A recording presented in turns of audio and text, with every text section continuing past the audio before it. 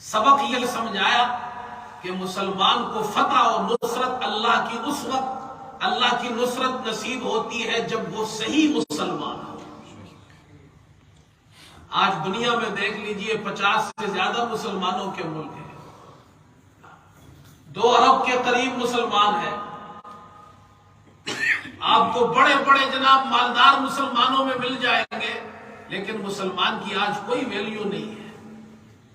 اسی لیے علامہ اقبال کو پڑھا کرے، اب تو ہمارے بچے سمجھتے بھی نہیں ہیں۔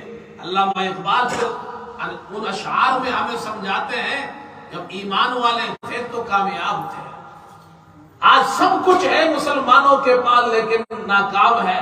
تو علامہ اقبال پھر یوں سمجھاتے ہیں، فرمایا کہ سبب کچھ اور ہے تو جس کو خود سمجھتا ہے، آج یہ مسلمان کیوں ناکام ہے؟ سبب کچھ اور ہے تو جس کو خود سمجھتا ہے، زوال بندے مومن کا بے زری سے نہیں۔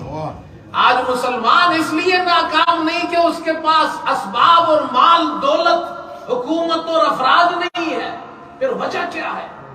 وہ 313 تھے وہ کامیاب تھے، آج اربوں ہیں کامیاب نہیں ہے۔ سبب کچھ اور ہے تو جس کو خود سمجھتا ہے، زوال بندے مومن کا بے زری سے نہیں۔